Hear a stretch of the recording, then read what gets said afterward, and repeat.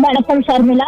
சென்னை அண்ணா அறிவாலயத்தில் முதலமைச்சர் மு.க.ஸ்டாலின் தலைமையில் திமுகவின் மக்களவை மற்றும் மாநிலங்களவை உறுப்பினர்கள் கூட்டம் நடைபெற்று வருகிறது.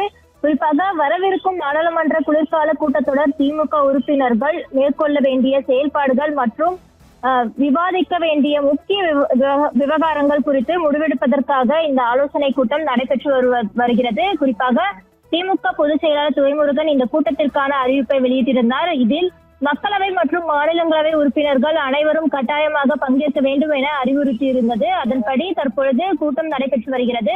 மேலும் நாடாளுமன்ற குளிர்கால கூட்டத்தொடர் டிசம்பர் 1ஆம் தேதி தொடங்கி டிசம்பர் 19ஆம் தேதி வரை மொத்தம் 19 அமர்வுகளாக நடைபெற உள்ளது. இந்த கூட்டத்தொடரில் பல்வேறு முக்கிய மசோதாக்கள் தாக்கல் செய்யப்பட உள்ளன.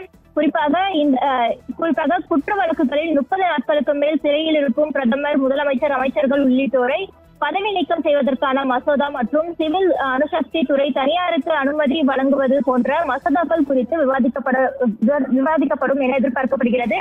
அதிலும் குறிப்பாக குளிர்கால கூட்டத்தொடரில் திமுக எம்பிக்கள் எந்தெந்த விவகாரங்களை எழுப்புவது, எவ்வாறு செயல்படுவது என்பது குறித்து இந்த ஆலோசனை கூட்டம் நடைபெற்று வருகிறது.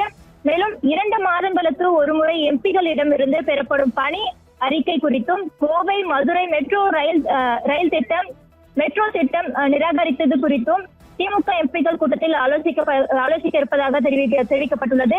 மேலும் அதே போல தற்பொழுது நாடு முழுவதும் பேசப்படும் SIR உள்ளிட்ட முக்கிய விவகாரங்கள் நாடாளுமன்றத்தில் கவனப்படுத்தப்பட்டு பேசுவது குறித்தும், சட்ட ரீதியாக விவாதங்களை மேற்கொள்வது குறித்தும் முதலமைச்சர் ஸ்டாலின் தலைமையில் இறுதி முடிவுகள் எடுக்கப்படும் எனவும் எதிர்பார்க்கப்படுகிறது. ஷர்மிளா,